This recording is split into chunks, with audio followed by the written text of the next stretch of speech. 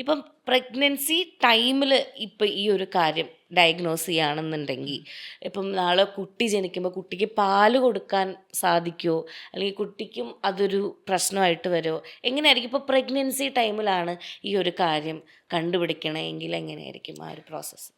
പ്രഗ്നൻസിയിൽ breast cancer കണ്ടുപിടിക്കുന്നത് വളരെ കൂടുതലാണ്. ആക്ച്വലി അങ്ങനല്ല, നമ്മൾ ആ സമയത്ത് ബ്രസ്റ്റിനെ പറ്റിയൊക്കെ കുറച്ചൊന്ന് ചിന്തിച്ച് തുടങ്ങുന്നൊരു സമയമായതുകൊണ്ട് തന്നെ ഒത്തിരി കുറേ പേഷ്യൻസ് നമുക്ക് അങ്ങനെ കണ്ടുപിടിക്കാറുണ്ട്. അപ്പോൾ പ്രഗ്നൻസിയുടെ ഏത് സ്റ്റേജിലാണ് ക്യാൻസർ കണ്ടുപിടിക്കുന്നതെന്നനുസരിച്ചിരിക്കും നമ്മളതിന് ചികിത്സ കൊടുക്കുന്നത്.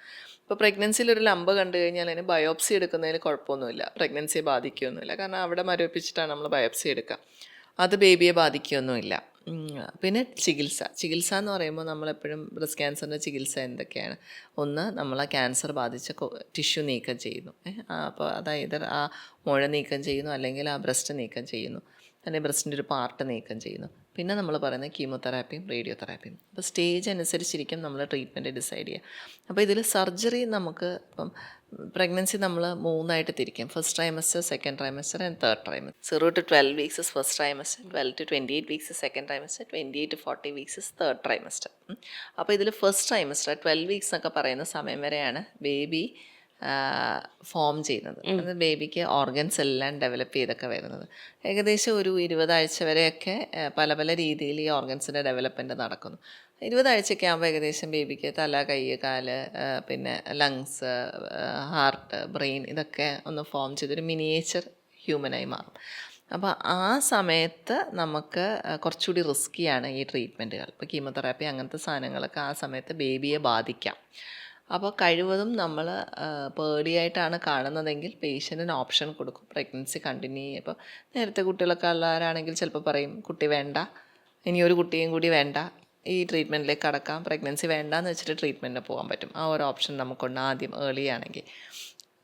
ഇപ്പോൾ കുട്ടികളില്ലാത്ത ഒരാളാണെങ്കിൽ ചിലപ്പോൾ ഡിസൈഡ് ചെയ്യില്ല, എനിക്ക് പ്രഗ്നൻസിയെ കണ്ടിന്യൂ ചെയ്യണമെന്ന് ഡിസൈഡ് ചെയ്യുകയാണെങ്കിൽ കണ്ടിന്യൂ ചെയ്യാൻ നോക്കും. സർജറി നമ്മളൊരു കുറച്ചുകൂടെ സേഫറായിട്ടുള്ള സമയം, ഒരു 12 ആഴ്ച എന്നൊക്കെ പറയുന്ന വിൻഡോ കഴിഞ്ഞിട്ടാവാം സർജറി പ്ലാൻ ചെയ്യുന്നത്. കീമോതെറാപ്പി സ്റ്റാർട്ട് ചെയ്യുന്നത് കുറച്ചുകൂടെ കഴിഞ്ഞിട്ട്, 20 weeks ഒക്കെ കഴിഞ്ഞിട്ട് ബേബിയെ ബാധിക്കാൻ സാധ്യത കുറവുള്ള കീമോതെറാപ്പി, കുറച്ചുകൂടി സേഫായിട്ടുള്ള കീമോതെറാപ്പി നോക്കി നമ്മൾ സ്റ്റാർട്ട് ചെയ്യാൻ പറ്റും. അപ്പം ഇതിനോട് തന്നെ കണക്ട് ചെയ്ത് ചോദിക്കുകയാണ്, ഇപ്പം അങ്ങനെ ഡയഗ്നോസ് ചെയ്ത് കഴിഞ്ഞിട്ട് ഇപ്പോൾ ബ്രസ്റ്റ് ക്യാൻസർ ഉള്ള ഒരു വ്യക്തിക്ക് ഫീഡ് ചെയ്യാൻ പറ്റുമോ? ബ്രസ്റ്റ് ക്യാൻസർ ഉള്ളത് കൊണ്ട് മാത്രം ഫീഡിങ് പറ്റില്ല എന്ന് പറയാൻ പറ്റില്ല. പക്ഷേ ചില കീമോതെറാപ്പി മരുന്നുകൾ എടുക്കുന്നത് ചിലപ്പോൾ കുഞ്ഞിന് സേഫ് ആയിരിക്കില്ല. അങ്ങനെയാണെങ്കിൽ നമുക്ക് ബ്രസ്റ്റ് ഫീഡിങ് പറ്റില്ല.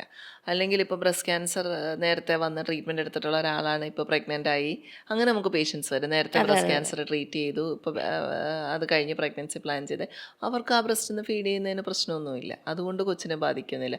ആ ക്യാൻസർ ഉള്ള ബ്രസ്റ്റിൽ നിന്നും പാല് കുടിച്ച് കുഞ്ഞിനെ ക്യാൻസർ വരുമോ എന്നൊക്കെയാണ് സംശയമെങ്കിൽ അങ്ങനെ ഉണ്ടാവില്ല. പക്ഷേ കഴിക്കുന്ന മരുന്ന് കീമോതെറാപ്പി സേഫ് അല്ല ഫോർ ദ ബേബി എങ്കിൽ ബ്രസ്റ്റ് ഫീഡ് ചെയ്യാൻ പറ്റില്ല.